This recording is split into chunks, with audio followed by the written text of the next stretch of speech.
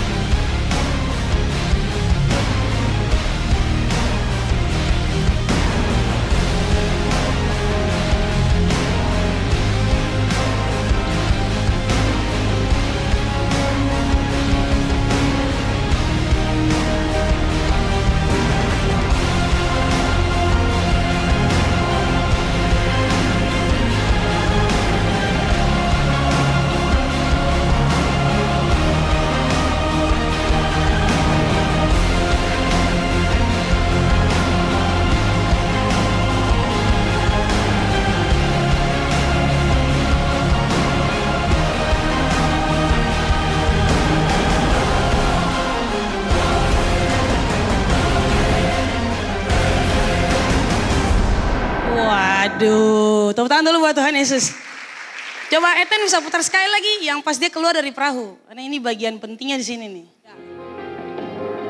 Perhatikan baik-baik.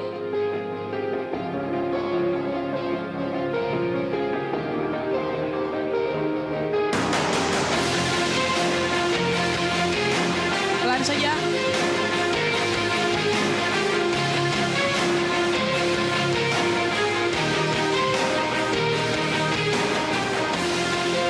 Tadinya pandangannya tertuju kepada Yesus. Tadinya pandangannya tertuju kepada Yesus. Fokus ke depan.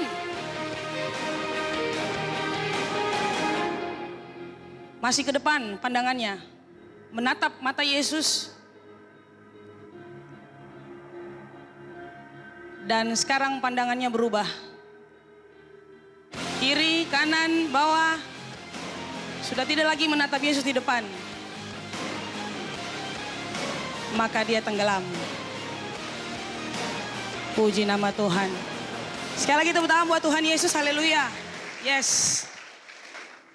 Saya percaya seberapapun saudara yang hadir malam ini Anda pasti diberkati. Karena bagian firman Tuhan yang saya sampaikan malam hari ini, terus terang saya bilang sama Tuhan, Tuhan ini firman Tuhan sudah sangat sering kita dengar. Tapi Tuhan bilang ada bagian tertentu, ada bagian khusus yang mau saya sampaikan untuk kalian. Jadi malam hari ini bukan saya yang mau berbicara buat Anda. Kalau saya punya daging, ngapain saya sampaikan ini sudah dengar, sudah sering kali Anda dengar. Tapi karena Tuhan yang suruh, berarti Tuhan mau sampaikan sesuatu yang penting dan spesial buat Anda. Jadi orang spesial harus dapat makanan spesial dong, amin. Amin. Jadi malam hari ini saya punya khotbah tentang aku, kamu, dan mereka. Sama-sama kita katakan. Aku di sini itu antara Petrus dan Yesus. Dan mereka yang ada di sekitar mereka berdua. Aku, kamu, dan mereka. Seperti Yesus berkata buat kalian. Aku, kamu, dan mereka. Mereka. Katakan mereka. Dan mereka ini siapa? Nanti kita akan lihat. Nah, saudara yang Tuhan Yesus kasihi. Jadi ketika saya merenungkan firman Tuhan ini. Tuhan membawa saya ke flashback. kepada Matius pasal 8, peristiwa yang hampir mirip terjadi. Jadi ini tadi peristiwa di dalam Matius pasal 14 ayat 22 sampai 33. Saudara bisa catat saja. Matius 14 ayat 22 sampai 33. Ada dia punya kisah paralelnya dalam kitab Markus dan Yohanes. Oke.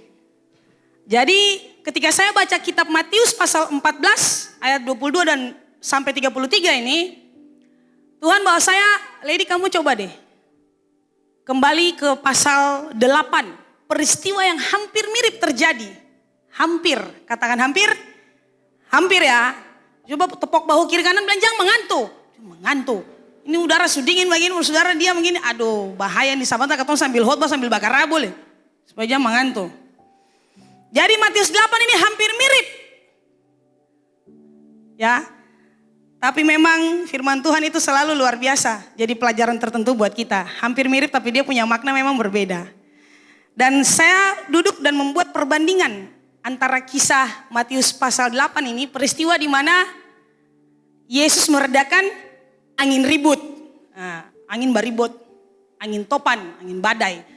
Pasal 8 itu Yesus meredakan angin ribut. Tapi ini mereka dilanda angin topan. Nah kita lihat perbedaannya. Antara peristiwa waktu Yesus ada di tengah-tengah lautan juga dengan para murid di pasal 8.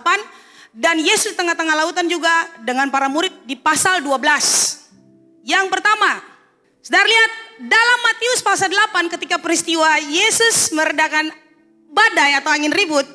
Itu Yesus ada bersama dengan para murid di dalam perahu. Benar atau betul? Benar atau betul? Betul.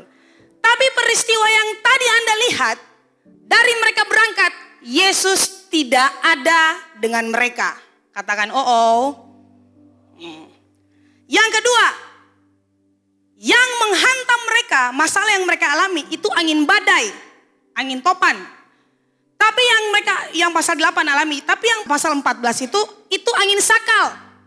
Angin ribut ini dia semeraut ya, badai, dia mengombang-ambingkan kapal. Tapi angin sakal ini, angin yang berlawanan dengan perahu. Makanya kalau saudara baca di dalam dia punya cerita itu dikatakan Yesus melihat mereka mendayung dengan sangat susah payah. Kenapa? Karena angin seng antar parao. Angin hantam parao dari muka. Jadi saudara bayangkan mau maju tapi angin suruh mundur. Mau maju tapi angin bilang mundur. Maju setengah mati maju. Seperti begitu. Oke. Nah yang berikut. Peristiwa di pasal 8 waktu angin ribut itu Yesus memerintahkan badai untuk berhenti. Dia berdiri, lalu dia katakan, tenanglah. Tapi di peristiwa yang tadi Anda lihat, itu Yesus tidak mengucapkan sepatah kata pun terhadap angin sakal. Dia tidak bilang gini, hei angin berhentilah. Enggak. Tapi Yesus masuk ke dalam perahu, baru angin berhenti. Yesus gak ngomong apapun, tapi waktu angin ribut Yesus bilang diam. Tapi waktu angin sakal di pasal 14, Yesus gak ngomong apapun terhadap angin. Dia masuk ke dalam perahu, barulah angin sakal itu reda atau berhenti. Yang berikut, Yesus menolong mereka dengan cara menghentikan badai. Tapi pasal 14, Yesus menolong mereka dengan cara masuk ke dalam perahu. Tadi saya sudah bilang tuh. Yang berikut, Yesus fokus, katakan fokus. Di pasal 8 waktu Yesus meredakan angin ribut, itu Yesus fokus untuk menghentikan badai. Yesus gak fokus sama murid-murid. Jadi murid-murid bilang, Yesus bangun, kamu tidak tahu apa kami ini hampir tenggelam ini perahu. Yesus bangun, Yesus gak langsung marah-marah ya, tapi Yesus bangun, Yesus bilang tenanglah. Baru dia bilang, di manakah imanmu? Dia fokus yang pertama, dia menghentikan badai dulu. Bukan kepada murid-muridnya. Tapi yang tadi kita baca, saudara dengar baik-baik. Yang tadi kita lihat videonya, itu Yesus fokus kepada murid-murid, bukan kepada angin. Ini perbedaan, saya lihat, saya baca, waduh ini luar biasa. Waktu pasal 8 angin ribut diredakan, Yesus fokus kepada badai. Tapi waktu angin sakal tadi, pasal 14, Yesus fokus kepada murid. Yaitu Simon Petrus. Yesus fokus kepada murid-muridnya. Yang berikut, Yesus menyatakan dirinya kepada badai. Di pasal 8 dia berdiri di tengah badai lalu dia bilang, hai tenanglah. Tapi tadi peristiwa yang Anda baca, Yesus menyatakan dirinya kepada murid-muridnya. Hoi, tado. Anda mengerti sampai sini? Perbedaan yang sangat mencolok bukan? Bukan. Waktu angin ribut diredakan, Yesus bilang, hai angin. Dia menyatakan dirinya kepada angin itu bahwa beta yang menciptakan ale. Diam. Tapi waktu angin sakal, dia bilang kepada murid-muridnya, tenanglah. It is I, do not be afraid. Tenanglah, aku ini jangan takut. Dia menyatakan dirinya sebagai Tuhan kepada murid-muridnya. Yang berikut, pasal yang sebelumnya, Yesus menyorot semua iman para murid. Tapi di pasal 14 yang tadi Anda baca ceritanya, Yesus hanya menyorot iman satu orang murid. Sekali lagi saya bilang, pada pasal 8 waktu angin ribut diredakan, Yesus menyorot semua iman para murid. Di manakah imanmu? Dia bilang buat mereka semua. Tapi di pasal 14, Yesus hanya menyorot iman satu orang murid. Siapa dia? Petrus. Dan inilah yang mengantar kita kepada topik hari ini. Antara Yesus, Petrus, dan mereka yang lain. Yesus menyorot iman semua murid-muridnya. Tapi yang di sini kasus ini Yesus menyorot imannya Petrus saja. Jadi mari sama-sama kita belajar kisah ini. Katakan sambil pinggir kanan, goncang dia bilang belajar, ketemu belajar sama-sama. Jadi sepertinya Yesus itu mau katakan bahwa kalau di kisah sebelumnya antara aku dan mereka lady, tapi di kisah kali ini antara aku, kamu dan mereka. Mereka ada di perahu dan yang ada di sekeliling kita. Nah, saudara perhatikan baik-baik. Yesus memberikan instruksi kepada murid-muridnya untuk pergi tanpa Yesus di dalam perahu dengan mereka. Awalnya ketika hari masih siang, katakan hari masih siang, baik-baik saja ya, terang. Tapi ketika hari mulai gelap, mereka mulai khawatir dan gelisah. Coba saudara bayangkan di tengah lautan dan perahu. Ya saudara bayangkan ferry, saudara makan pomi di atas ferry menyeberang ke sebelah, enak. Ini saya ada mesin di motor kayak gitu. Bayangkan saudara. Ya satu kali gini ada anak muda bilang beta gini, Pastor, beta pun bapak itu paling jago mangail. Lalu antua mangail di perbatasan Leti dengan Australia. Lalu malam-malam sampai malam-malam pastor, pulang pagi, sendiri saja. Dengan apa tuh? Motor ke apa, parau dan apa tuh? Beta bilang sabar. Sendiri lalu sebelah lihat Australia, oke. Berarti itu sudah lautan lepas ya, oke. Ose parlente beta, ose bapak pakai-pakai. Kata sendiri tengah lautan dengan parau mandang cuma parmo mangail, beta jangan bicara. Kes. Kalau Anda tidak pakai-pakai tidak mungkin, Anda pasti pakai-pakai. Makanya Anda berani sendirian di tengah lautan. Di Australia di sebelah lain. Yesus. Saya ada ubur-ubur laut makanya kecil ini gak apa? Papeda laut. Yang ada hiu. Ketika hari mulai gelap. Ini persoalan. Ada di sini yang takut gelap? Semua senang gelap ya. Puji Tuhan. Apalagi remang-remang sedikit saja pastor. Saya usah terlalu gelap lah pastor. Tapi gelap juga bagus. Ada yang suka gelap? Saya ada. Ingatan perlentian mbak Tuhan itu. Ketika hari mulai gelap. Saudara lihat. Yesus belum juga datang mendapatkan mereka di dalam perahu. Sedangkan laut sangat-sangat bergelora karena angin. Seperti yang murid-murid Yesus rasakan. Ini Yesus di mana? Murid-murid bilang ini, Yesus kok belum datang? Ini hari sudah semakin gelap. Ini angin, kita mendayung dengan sangat susah payah. Yesus kenapa belum sampai juga? Dua kali pikir Yesus naik speedboat. Ya, Yesus di mana? Yesus di mana? Ya, seperti yang murid-murid Yesus rasakan, saudara. Kadang kita juga merasa dalam kondisi sudah mulai gelap dalam tanda kutip. Mengapa Yesus belum juga datang mendapati kita? Dalam kondisi perencanaan saya, entah untuk menikah, entah perencanaan untuk bangun rumah, untuk urusan keluarga. Ini saya lihat sudah mulai gelap pastor. Tapi kok Yesus belum datang untuk memberikan tanda? bagaimana ini pastor? Saya ke depannya saya nggak tahu. Sepertinya Yesus tidak ada tanda-tanda Yesus campur tangan untuk tolong saya. Mengapa Yesus belum juga datang memberikan tanda? Apakah rencana saya berhasil atau tidak? Masuk kuliah dan lain sebagainya. Dalam kondisi perkuliahan saya sudah mulai gelap ini. Karena masalah keuangan pastor. Kok sepertinya Yesus belum datang juga. Dan memberikan solusi.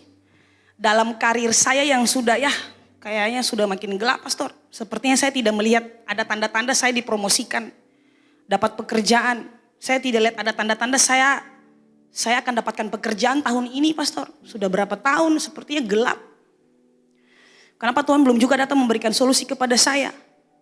Saya sudah umur berapa nih pastor? Sepertinya gelap jodoh. Jodoh gelap. Dalam hidup ini, katong belum selesai SD. Capa sudah lah SMP, ya. Su SMP belum kuat SMA lai, ya SMA. Su SMA kuliah belum kuat lai, kuliah belum habis kuat habis kuliah lai, kuliah habis. Belum kaweng kuat kaweng lai, kaweng.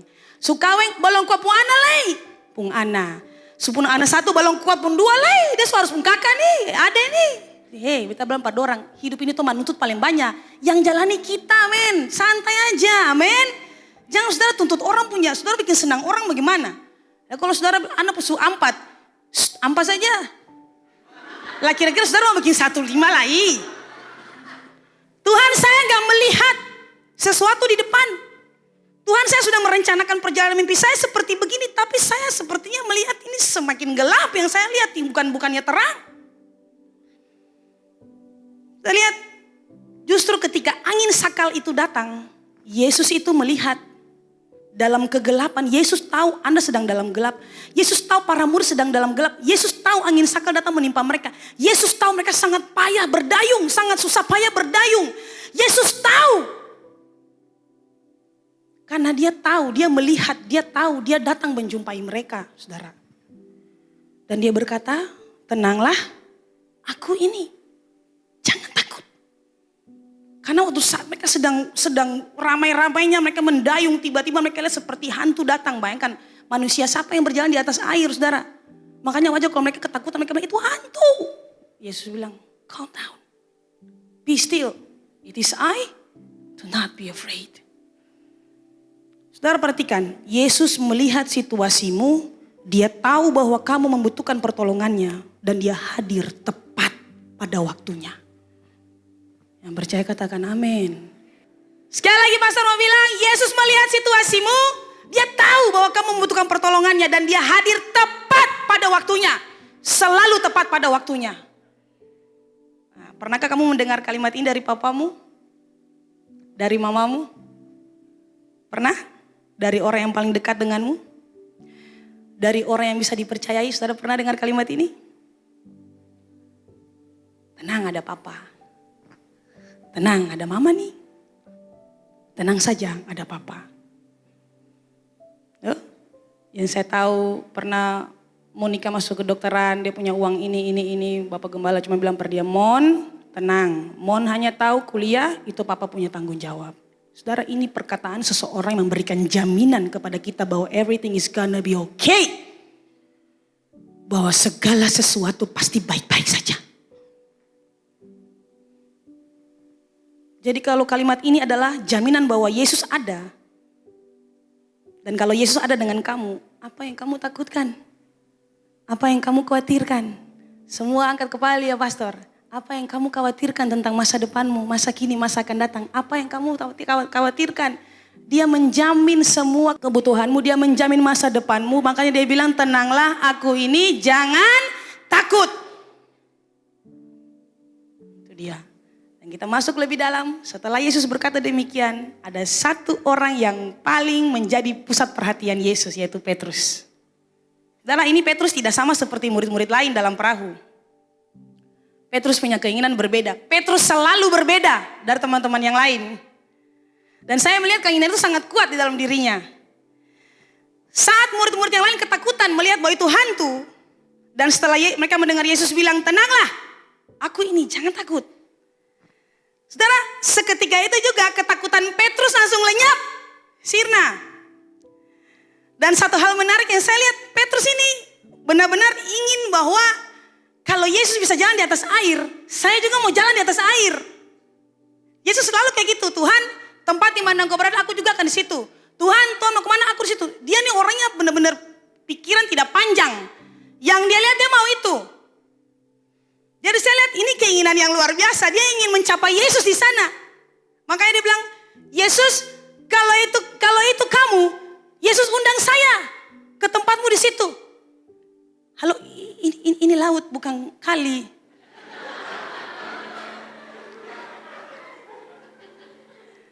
Semua katakan laut. Ini laut bukan kali Tuhan. Dia bilang, Yesus, kalau itu kamu suruhlah saya ke situ. Dia ingin juga mengalami seperti Yesus jalan. Saya kan keren banget gila. Dia bilang, wih keren nih. Orang lain lagi ketakutan, dia enggak lihatnya. Wih keren. Yesus saya mau kayak gitu. Dia ingin capai Yesus di situ. Karena keinginan yang sangat kuat untuk berada di tempat di mana Yesus berada, di spotnya Yesus. Petrus mengabaikan kedalaman lautan. Dia mengabaikan segala macam situasi yang sedang bergejolak ini. Pokoknya beta mau ke situ, kata Tuhan Yesus. Apapun yang terjadi beta mau ke situ. Beta mau ke situ. Yesus, saya mau ke situ. Katakan wow. Nah, Anda lihat. Awalnya punya keinginan dan kemauan yang sangat kuat. Aku ingin keluar dari perahu ini dan mendapatkan Yesus di situ. Semua katakan awalnya. Keinginan ini sangat kuat. Sekali lagi saya bilang sangat kuat. Oke. Akan punya bukti apa? Buktinya dia tidak peduli dengan kondisi di sekitarnya. Yang dia tahu dia mau keluar dari perahu dan ikut Yesus. Nah melihat keinginan yang sangat kuat itu. Yesus bilang ini. Come. Come bukan kampung. Come. Yesus bilang apa? Come. Datanglah. Yesus bilang, datanglah. Silakan. Silakan ke sini, ikut saya ke sini, ke tempat saya, ke spot saya. Silakan Petrus, datang. Seperti yang minggu lalu Pastor Ian bilang, kalau orang punya kemauan, Tuhan akan kasih kemampuan. Saudara, amin. Nah, ini masalah kemauan ini masalah yang buat kita kini ada yang berhasil, ada yang belum berhasil, ada yang tidak berhasil. Ini masalahnya dari masalah dasar dalam diri seseorang, yaitu kemauan. Katakan kemauan. Nah, kalau Yesus berkata datanglah, berarti dia memanggilmu untuk tujuan supaya engkau mengalami kemuliaannya. Kalau Yesus panggil engkau datang, berarti Yesus punya tujuan supaya engkau mengalami kemuliaannya. Apa yang dia alami, dia mau engkau alami. Hal supranatural yang dia alami, dia mau kamu mengalaminya. Makanya Yesus bilang, "Come, datanglah kepadaku." Karena dia mau apa yang dia alami, kamu juga menikmatinya. Kamu juga mengalaminya. Engkau mengalami kemuliaannya. Kalau endingnya saudara lihat, ending dari kisah ini, semua itu berlutut bersujud lalu mereka bilang, sekarang kami percaya engkau ini anak Allah. Supaya kita mengalami kemuliaannya, bukan kemuliaan kita. Yohanes 14 ayat 12, terjemahan sederhana Indonesia. Aku menegaskan kepadamu bahwa perkataanku ini benar. Setiap orang yang percaya kepadaku akan melakukan keajaiban-keajaiban seperti yang aku lakukan. Dan bukan hanya itu, mereka juga akan melakukan berbagai keajaiban yang lebih hebat dari yang pernah aku buat. Saudara, kemuliaan Tuhan disiapkan bagi Anda yang mau menerima panggilan Tuhan, yang mau meresponi panggilan Tuhan. Come, datang, aku punya tujuan untukmu, supaya dunia memuliakan namaku lewat hidupmu. Apakah terbukti Petrus melakukannya? Yesus berjalan di atas air, Petrus berjalan meskipun cuma 2 langkah, 3 langkah, Alkitab tidak ngomong. Tapi buat saya, Petrus sudah mengalami supernatural. Petrus bisa jalan di atas air. Dia kan gak keluar perahu langsung tenggelam. Tuhan bilang dia sudah jalan, berarti dia sudah mengalami supernatural sebenarnya. Jadi buat saya, Petrus sudah mengalami itu. Apakah benar Petrus juga mengalami hal yang Yesus alami? Ya. Alkitab katakan dalam perjanjian baru, dalam pelayanan Petrus, dia menyembuhkan orang lumpuh yang dari lahir. Sejak lahir dia menyembuhkan, bahkan dia membangkitkan Tabita dari kematian. Yes, Yesus menjamin itu. Dan kalau Yesus berbicara kita pegang. Dia bukan Allah yang berdusta. Dia berjanji, dia bicara, dia berjanji, dia lakukan. It is a matter of time. Hanya masalah waktu saja. Petrus waktu dia menyangkal Tuhan Yesus, kalau dia tidak bertobat, mungkin dia tidak akan dipakai oleh Tuhan melakukan keajaiban-keajaiban. Justru karena dia bangkit dari dia punya kegagalan, kejatuhan waktu dia menyangkal Yesus, Tuhan pakai dia luar biasa untuk melakukan ini. Yohanes 14 ayat 12. Nah, namun ada persoalan baru, katakan persoalan baru. Sekali lagi saya bilang, clue, katakan clue. Awalnya punya keinginan atau kemauan yang kuat untuk mengikuti Yesus dan percaya kepada Yesus. Tapi selalu saya ikuti kata Bapak Gembala, hasil akhir yang menentukan. Bukan dia punya garis start, tapi garis finish. Kenapa? Karena banyak orang dalam perjalanan kepada tujuan, banyak yang tenggelam. Petrus awalnya punya keinginan yang kuat untuk keluar dari Parao. Waktu suka luar, suka jalan, tenggelam. Katakan, itu dia. Sekarang kita lihat, mengapa Petrus tenggelam. Petrus itu nelayan. Kakak Iki, ada nelayan yang bisa berenang di muka bumi ini? Coba. Yang tinggal di pesisir pantai, angkat tangan. Yang tinggal di dalam lautan, angkat tangan. Yang tinggal dekat-dekat bibir pantai, angkat tangan. Yang tinggal dekat pantai, itu. Oke. Di mana-mana, semua setuju dengan saya? Semua setuju ya? Nelayan pandai berenang? Harus berenang. Itu modal dasar seorang nelayan. Jangan saudara bayangkan kalau nelayan tidak bisa berenang, jangan. Karena tidak ada. Tidak ada nelayan itu, tidak ada. Ya, nelayan itu dia punya keahlian dasar itu berenang. Dan bukan hanya itu. Bukan hanya berenang. Seorang nelayan mungkin paling tidak bisa menahan nafas ya di dalam air. Mungkin 22 menit, 3 menit. Kalau 10 menit, ayo sumainin kakak. 15 menit itu sumainin fufu. Beta saya percaya kalau ada nelayan sampai 10 menit Tuhan. Kalau ada pun, ya beta saya mau tahu sih. Ya, jadi bukan hanya berenang, seorang nelayan harus bisa menyelam dong, betul? Ya, jadi minimal dia bisa bertahan di dalam air beberapa menit tanpa menggunakan alat bantu pernapasan. Kalau nelayan itu butuh pernapasan mungkin dia ambil insang dari ikan. Itu wajib untuk seorang pelayan. Nah sekarang tanya kiri kanan. Beta tanya Ale bisa berenang gak seng? Tanya dia. Yang deretan di muka tanya Pastor Ana. Kamu lima tanya Pastor Ana. Coba nolak kiri kanan bilang, beta tanya Ale bisa berenang gak seng? Sabar dulu sebelum ketong lanjut ini. Coba. Pastikan dulu bahwa dia bisa berenang. Dong lima saya tanya Pastor Ana. Tar bisa. Pastor Ana beta sama. Satu sama tar bisa berenang. Cuma gak ada sah. Dah. Tenggelam. Dah maksudnya tenggelam. Dah. Gak ada.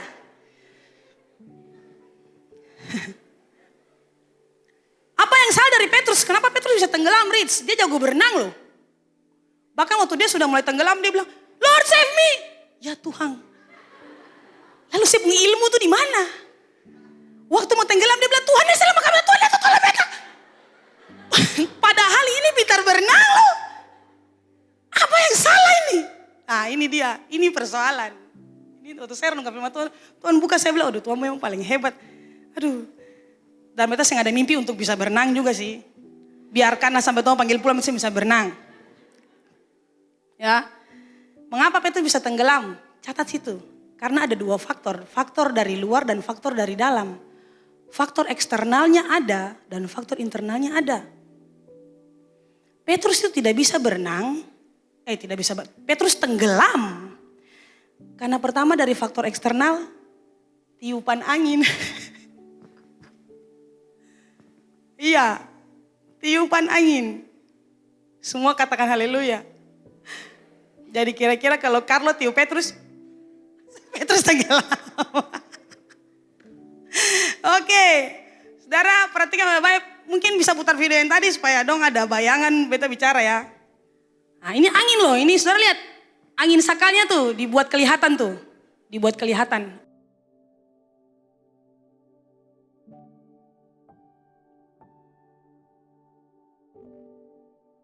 Ini kan dia jalan. Lihat. Lihat angin tuh, itu angin. Itu pura-puranya angin. Lalu dia mulai lihat angin. Iya. Lihat angin. Iya, angin. Iya. Sudah selesai. Nah, saudara, tepuk tangan dulu buat Tuhan Yesus. Haleluya. Supaya jangan ngantuk. Dalam terjemahan baru dikatakan dia ini tenggelam karena dia merasakan tiupan angin. Semua katakan merasakan. Tapi kalau dalam terjemahan bahasa Inggris, hampir semua terjemahan pakai kata saw. Bukan felt. Jadi dia pakai kata saw, jadi dia pakai kata lihat.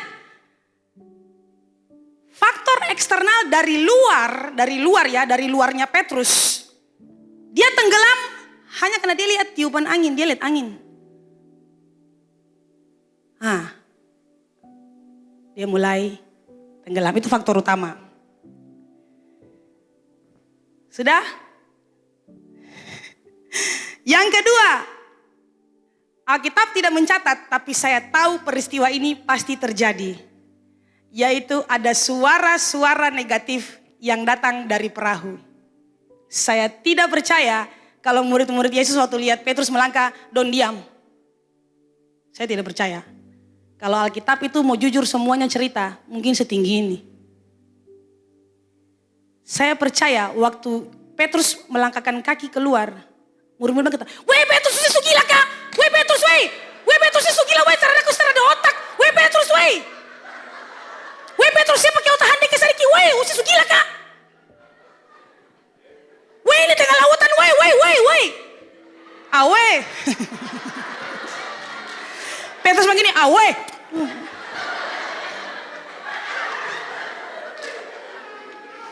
Petrus, saya gila Petrus. Saya bisa berjalan di atas air seperti Yesus. Petrus, saya mungkin Petrus. Petrus jangan, saya gila kak. Itu Yesus, kamu tidak bisa sama seperti Yesus. Saya percaya peristiwa ini pasti terjadi karena Tuhan buka buat saya. Tidak mungkin dia peristiwa itu lalu teman-teman gini Karena ini lagi goncangan. Balon satu man ini, woi mau ngomong, saya mau ngomong.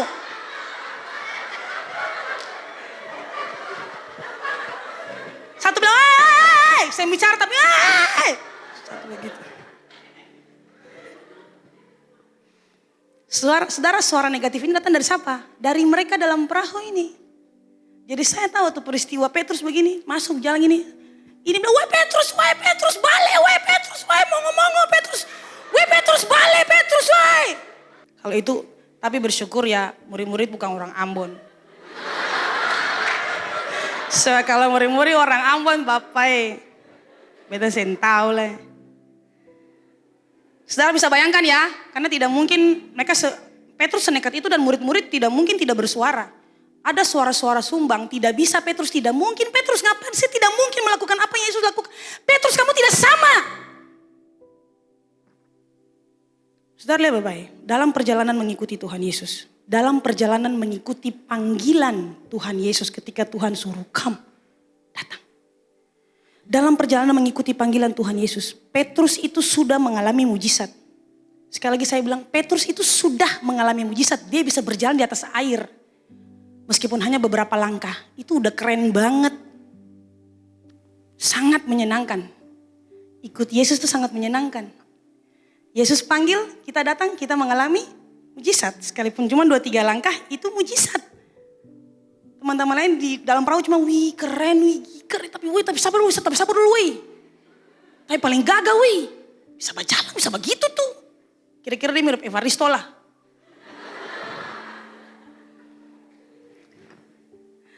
Saudara, dalam perjalanan untuk mengikuti panggilan Yesus, saya mau kasih tahu buat Anda. Sangat menyenangkan. Lebih banyak, memang ada air mata. Tapi saya mau pastikan buat Anda, lebih banyak mata air. Banyak mujizat terjadi dalam panggilan kita. Dalam keputusan kita untuk mengikuti panggilan Yesus. Saya kasih tahu buat Anda, ada air mata. Tapi tenang, mujizat juga banyak. Sekali lagi, Petrus itu mengalami mujizat loh ya. Sebelum kita ngomong tenggelam.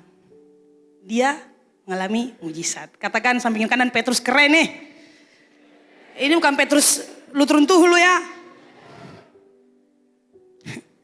Nah Anda lihat, yang tadinya memulai garis start dengan pandangan fokus, mata tertuju kepada Yesus. Sampai di tengah perjalanan ketika dia melihat dan merasakan tiupan angin dan suara-suara sumbing. Ya, maka fokusnya teralihkan. Pandangannya mulai melihat kepada angin yang datang. Dia mulai lihat ke bawah, dia mulai lihat ke angin, dia mulai lihat angin, dia mulai lihat teman-temannya di perahu, dia mulai lihat semuanya. Dan inilah faktor utama mengapa Petrus, seorang nelayan yang sangat lihai berenang, akhirnya tenggelam. Yaitu Petrus punya fokus teralihkan karena keadaan sekitar. Faktor dari luar dirinya, yaitu eksternal. Saudara, pelajarannya adalah banyak orang tenggelam dan tidak bisa mencapai panggilan Tuhan dalam hidupnya karena terpengaruh dengan keadaan sekitarnya. Banyak orang tenggelam dan tidak bisa mencapai tujuan panggilan Tuhan dalam hidupnya karena mudah terpengaruh dengan keadaan sekitarnya. Saudara, apa aplikasinya bagi kita? Tuhan memanggil kita untuk tujuannya yang mulia. Kita berjalan dengan panggilan Tuhan, tuntunan Tuhan. Kamu mungkin sudah keluar dari perahu zona nyaman hidupmu. Kamu mungkin sudah melangkahkan kaki keluar dari perahu hidup yang berdosa dan memilih untuk mengikuti Yesus. Kamu mungkin sudah melangkahkan kaki keluar dari perahu hidup yang terkutuk. Kamu mungkin sudah keluar dari perahu hidup yang menderita. Dan dalam perjalanan mengikuti panggilan Yesus, kamu mungkin mengalami banyak sekali mujizat.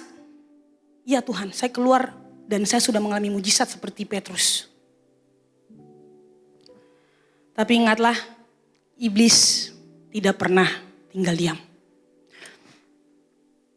Dia tidak pernah mau Anda sampai kepada tujuan Tuhan di situ. Dia tidak pernah mau Anda sampai mencapai Tuhan. Dia akan berusaha sekeras mungkin untuk membuat fokus Anda teralihkan. Akan ada banyak hal yang terjadi di sekitar Anda yang punya potensi untuk memikat Anda sehingga fokus Anda teralihkan. Tadinya mencintai Yesus luar biasa. Fenomena artis TikTok, fenomena YouTuber, fenomena gamer, fenomena percintaan yang bukan kehendak Tuhan, pornografi, fenomena LGBT yang semakin marak, dan lain sebagainya. Waspadalah hai anak muda. Ini hal-hal di luar Anda, faktor eksternal ini yang membuat Anda akhirnya hilang fokus dari panggilan Tuhan untuk Anda. Anda tenggelam, tadinya melayani sudah tidak melayani lagi, keluar dari pelayanan dan lain sebagainya. Kalau engkau karyawan atau pegawai, saya mau bilang buat Anda jangan makan gaji buta. Bekerjalah di jam kerja. Jangan main game pada saat kerja. Jangan ngerumpi pada saat kerja. Sadarlah bahwa itu sebenarnya cara iblis untuk mengalihkan fokusmu. Jadi bilang sampingin kanan, dengar tuh. Lalu balas lagi, oh saya dengar. Kalau engkau pelajar atau mahasiswa dengar, usahakan engkau lulus dengan nilai yang terbaik dari dirimu sendiri. Bukan hasil contekan teman. Bukan hasil dikerjakan oleh teman. Aduh, beta ini paling bergumul kalau kerja-kerja kelompok nih. Dari zaman purbakala sampai sekarang. Bisa entah masih terulang gak Seng? Kerja kelompok nih nama di Makalah 5, yang kerja 1. Tuhan, masih terulang gak Seng? Bertobatlah, kerajaan sorga sudah dekat. Oke, bukan hasil penipuan dan kamuflase nilai. Bukan hasil godain dosen. Bukan hasil bersetubuh dengan dosen. Bukan hasil jadi simpanan dosen. Ini sudah mulai dosen goda, sudah nilai bagus nanti. Aduh, ini murid-murid di suara mereka nih di Prau. Aduh, nanti Bapak kasih nilai baik. Mari satu malam saja. Satu malam saja itu kaki oe. Usahakan engkau lulus dengan uang dari Tuhan. Hasil doa, mujizat, bukan dengan uang dari jual diri kepada om. Hanya karena suara-suara negatif ini, siapa yang mau membiayai kuliahmu? Zaman sekarang cari uang gak susah kok. Saudara lihat ini faktor eksternal, suara-suara negatif yang membuat fokus Anda kepada Yesus. Yesus dari awal sudah berjanji dan engkau sudah mengalami mujizat, tapi dalam perjalanan imanmu mulai goyah. Karena ini suara-suara negatif yang setan panah ini panah-panah api dalam bentuk perkataan iblis. Jadi piaran omong saja. Anak muda dengar baik-baik, sadarlah bahwa itu cara kerja iblis untuk mengalihkan fokusmu dari Yesus. Yesus lebih dari apa yang kau butuhkan. Kalau Yesus jadi fokusmu, kamu serius dengan Yesus, dia serius dengan hidupmu. Dia serius dengan kebutuhanmu, dia serius dengan makan minummu, dia serius dengan masa depanmu. Waktu kamu melangkahkan kakimu keluar dari perahu pergaulan yang salah selama ini dan melangkahkan kaki mengikuti Yesus, saudara, banyak orang akan mencibir Anda. Sok kudus, sok suci. Mereka menjauhi Anda. Itu cara kerja iblis. Jadi kalau sudah ikut Yesus sampai mati. Jangan ikut Yesus balik kembali ke dalam parao. Balik. Mari kembali keluar lah. Masuk lah. Ini apa sekali spok. Satu kali berjalan dengan Yesus, teruslah berjalan dengan Yesus. Waktu kamu melangkahkan kakimu keluar dari perahu kejatuhan dan kegagalan, saya tidak mau mengulangi lagi kesalahan yang sama.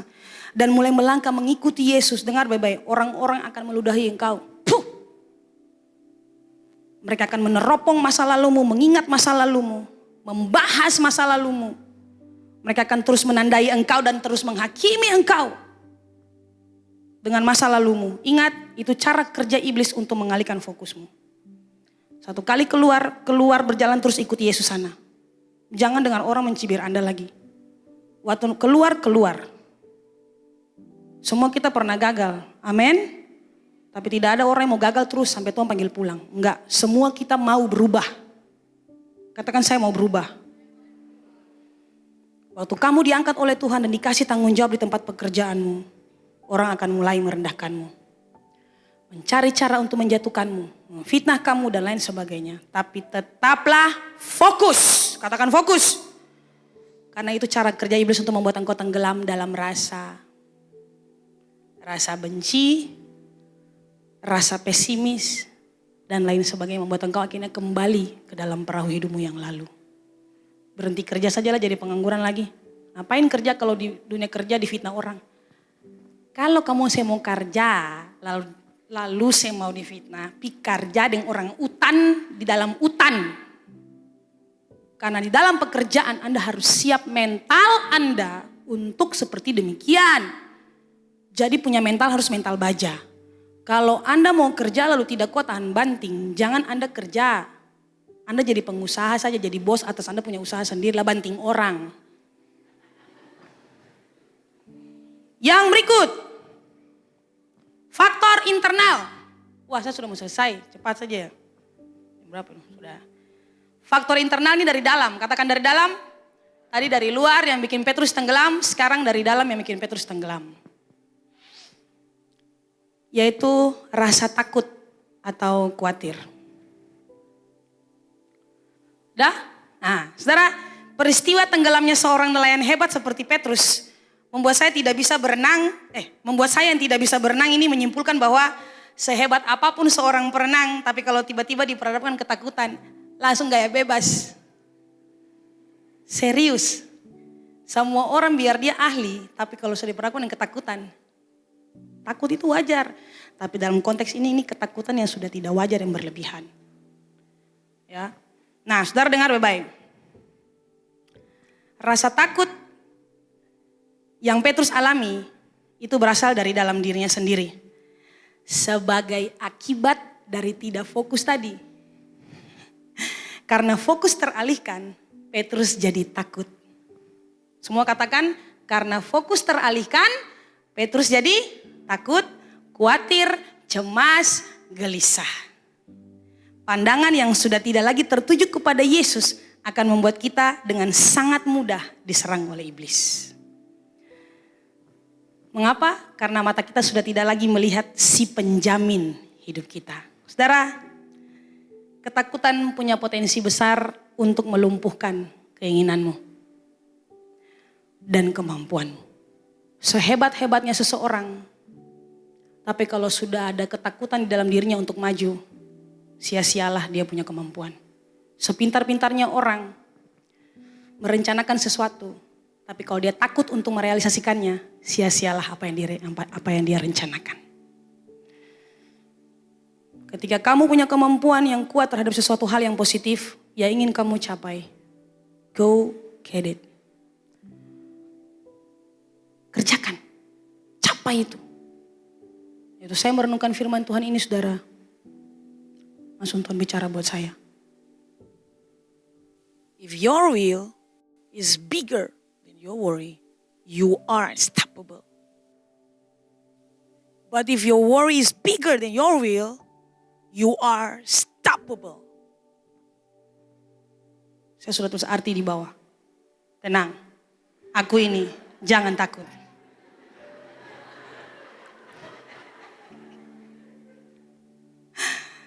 Saudara lihat, orang-orang yang punya kemampuan lebih besar daripada dia punya ketakutan, dia ini tidak bisa terhentikan oleh apapun juga. Dia punya kemauan lebih besar daripada rasa takut dalam dirinya. Dia tidak bisa dihentikan karena dia akan kejar dia punya kemampuan, kejar dia punya kemauan sampai dia menemukan apa yang dia mau. Tapi lihat orang-orang yang khawatir lebih besar daripada dia punya kemauan. Lihat, ada saja alasan untuk mereka berhenti. Tidak bisa, tidak bisa, tidak bisa, tidak bisa, dan tidak bisa. Tapi lihat, if your will is bigger than your worry, you are unstoppable man. Saya bilang buat Anda. Jadi dengar baik-baik, kalau punya kemauan terhadap sesuatu, Anda harus abaikan rasa takut itu. Nanti ini bagaimana? Enggak! Nanti ini bagaimana? Enggak bisa, mungkin enggak bisa, mungkin enggak bisa. Enggak! Maju. Semua orang berhasil di muka bumi ini, itu mereka berawal dari sebuah keinginan yang kuat. Katakan keinginan yang kuat.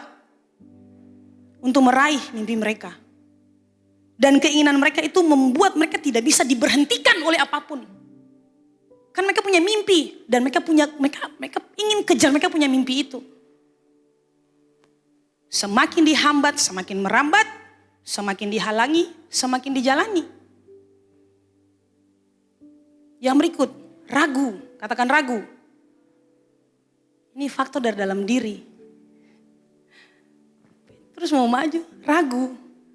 Bisa gak ya? Karena ini angin ini Tuhan. Angin ini di sekitar nih. Ini kayaknya tidak mungkin deh Tuhan, ragu. Maka mulai dia tenggelam. Semua katakan ragu? Nah, itu dia. Dan keraguan-raguan selalu menghambat kita dalam melakukan sesuatu. Kalau kita baca, waktu Yesus angkat Petrus dari dalam air, Yesus bilang, "You of little faith, why you doubt?" Dia bilang, kamu punya imannya kecil sekali. Mengapa kamu ragu? Sekali jalan terus. Dalam mujizat itu. Kenapa kamu ragu sih? Maka dia bilang, you of little faith. Imanmu sangat kecil. Why you doubt? Mengapa kamu ragu sih? Belum lagi tanggapan murid-murid. Saya gak mungkin Petrus. Mungkin gak ya? Mungkin gak ya? Mungkin gak ya? Mungkin gak ya? Sudah ditekan-tekan. Petrus tidak mungkin, Petrus. Mungkin gak ya?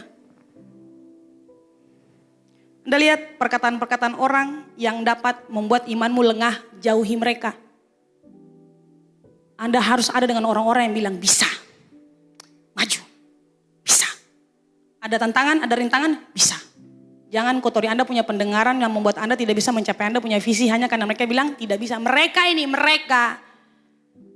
Makanya Yesus bilang buat saya secara pribadi, saya mau antara mereka dengan saya, kamu, Anda. Saya hanya mau antara kamu dan saya. Itu kata Tuhan Yesus. Enggak peduli apa kata mereka. Yang saya mau kamu dengar saya bicara. Lady bilang buat mereka, saya hanya mau kamu. Kamu Helmi. Heri. Bukan kata orang lain, bukan kondisi sekitarmu. Saya mau lihat imanmu, saya mau lihat kepercayaanmu kepada saya. Saya mau lihat imanmu, bukan iman orang-orang lain. Kamu lihat imanmu, bukan lihat iman orang lain. Bukan lihat kondisi sekitar, saya mau kamu. Makanya saya menyimpulkan di sini sebagai penutup khotbah saya, kunci keberhasilan untuk mencapai panggilan Tuhan dalam hidup kita. Kita lihat dari peristiwa tenggelamnya Petrus, saya mengambil kesimpulan bahwa kalau kita mau mencapai panggilan Tuhan, yang pertama, Anda harus punya kemauan yang kuat untuk keluar dari perahu kenyamanan. Nyaman dengan rasa dosa, nyaman dengan dosa, nyaman dengan perasaan-perasaan yang tidak mau mengampuni, nyaman dengan Anda punya dosa yang Anda lakukan sembunyi-sembunyi, onani, masturbasi, pornografi. Nyaman dengan Anda punya cara berpikir yang salah, ketidakjujuran, kebohongan, kehidupan yang terkutuk. Nyaman dengan Anda punya kehidupan yang seperti begitu, Anda harus punya kemauan untuk keluar dulu. Baru Anda bisa mencapai panggilan Tuhan dalam hidup. Harus berani ambil resiko. Ingat, saya pernah bilang dalam Komsel online, seorang pemenang itu dia tidak pernah takut dan seorang penakut tidak pernah menang. Pemenang tidak pernah takut dan penakut tidak akan pernah menang. Anda harus berani ambil risiko keluar dari situ. Dan yang kedua, Anda harus ambil langkah iman. Punya kemauan untuk keluar dulu. Yang berikut, mulailah berjalan dengan langkah iman. Langkah iman, katakan langkah iman. Saya nggak bilang langkah biasa. Karena Tuhan tuntun saya untuk mengatakan langkah iman. Langkah iman adalah langkah yang akan menghasilkan mujizat. Langkah iman adalah langkah yang akan menghasilkan hal-hal spektakuler yang tidak pernah Anda alami sebelumnya. Langkah iman adalah langkah yang akan membawa Anda kepada kemuliaan Tuhan. Itu langkah iman. Mulailah melangkah dengan iman. Yang berikut. Langkah boleh kecil, tapi imannya harus besar. Kalau Anda sudah mulai melangkah, Tuhan mau lihat Anda punya iman dengan cara apa? Mulai ada step by step, meskipun kecil-kecil, sedikit-sedikit kita sudah mulai merealisasikan apa yang menjadi tujuan Tuhan dalam hidup saya. Saya sudah mulai cicil-cicil, saya sudah mulai pelan-pelan mengerjakannya. Ambil langkah iman, sekalipun mungkin itu langkah kecil, tapi yang harus besar adalah imannya. Tuhan tidak tuntut Anda harus langkah sebesar mungkin, enggak. Langkah besar tapi iman kecil, Anda akan mengalami kekalahan. Langkah sekalipun dia kecil, tapi perlahan-lahan dengan iman, Anda pasti sampai kepada tujuan Tuhan.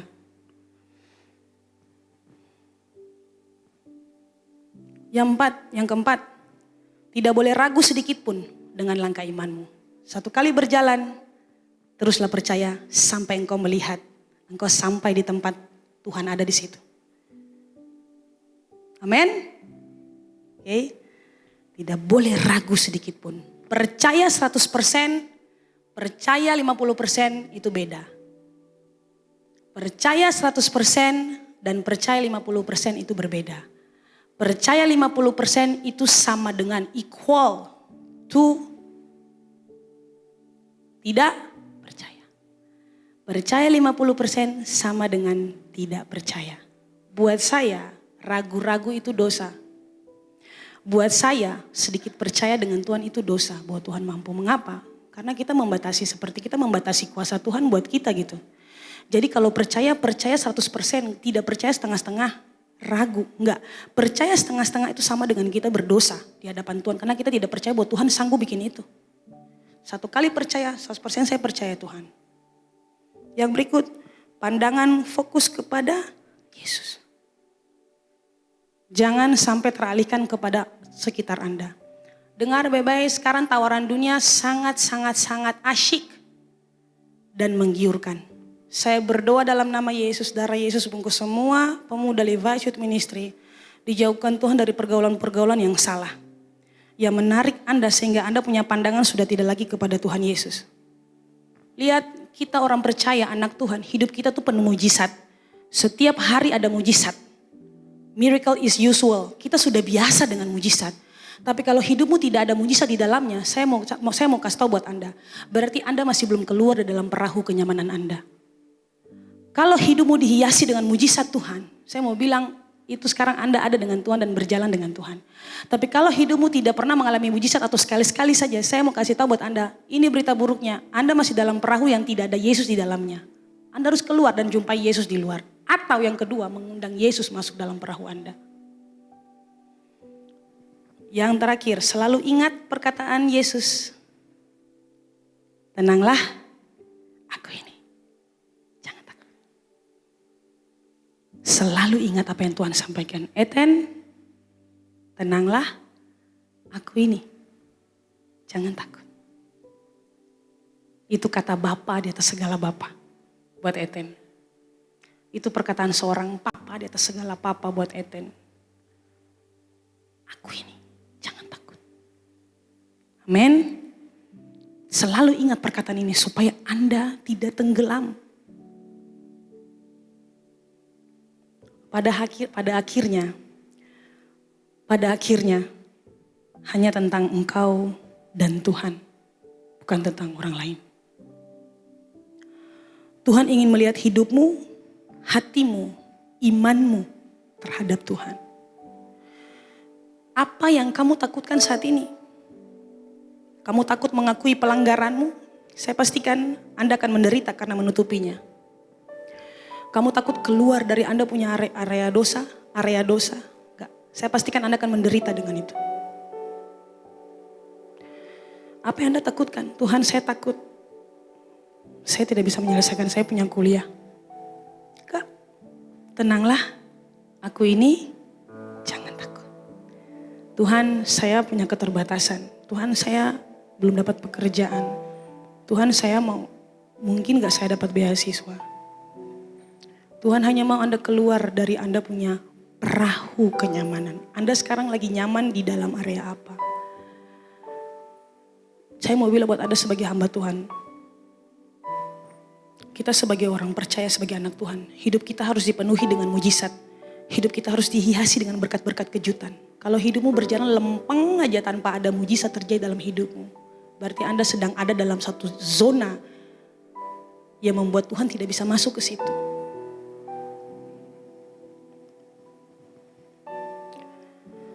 Jadi kesimpulan khotbah saya malam hari ini sangat sederhana. Selama Anda ada dalam perahu bersama Yesus, Anda selamat. Selama Anda di dalam perahu tanpa Yesus, Anda binasa. Keluar dari situ dan jumpai Yesus. Atau undang Yesus masuk di dalam perahu hidup. There is no other way. Sadarlah, kalau Yesus tidak ada dalam perahumu, sekali lagi saya bilang, keluar dari perahu itu. Dan berjalannya mengikuti Yesus. Atau engkau undang Yesus. The moment ketika Yesus masuk di dalam perahu dengan murid-muridnya, maka angin sakal itu dia reda, dia tenang. Karena Yesus masuk di dalam perahu. Tidak ada Yesus dalam perahu, angin itu bergelora.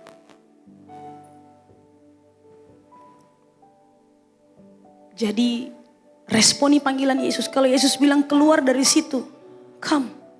Berarti Yesus sedang menyediakan sesuatu yang besar untukmu. Yesus mau tunjukkan sesuatu yang besar untukmu dan Yesus mau kamu mengalaminya. Dan saya percaya kamu pasti mengalaminya. Saya percaya kamu pasti mengalaminya.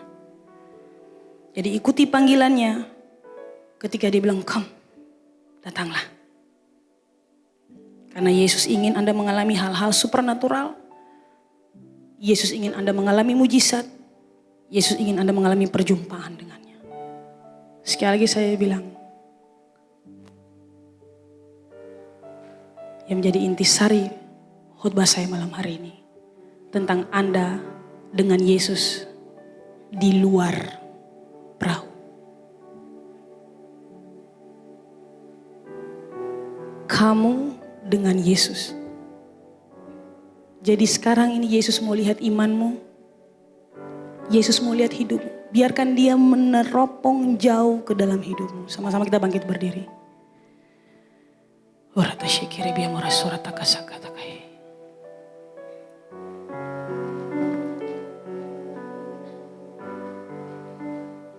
Saya percaya saudara, seberapapun kita yang hadir di tempat ini, saya percaya bahwa firman Tuhan datang buat semua kita. Dan tidak kebetulan juga lagu tadi dinyanyikan. Do it again. Dia mau melakukan lagi dan lagi dan lagi mujizatnya dalam kehidupan kita.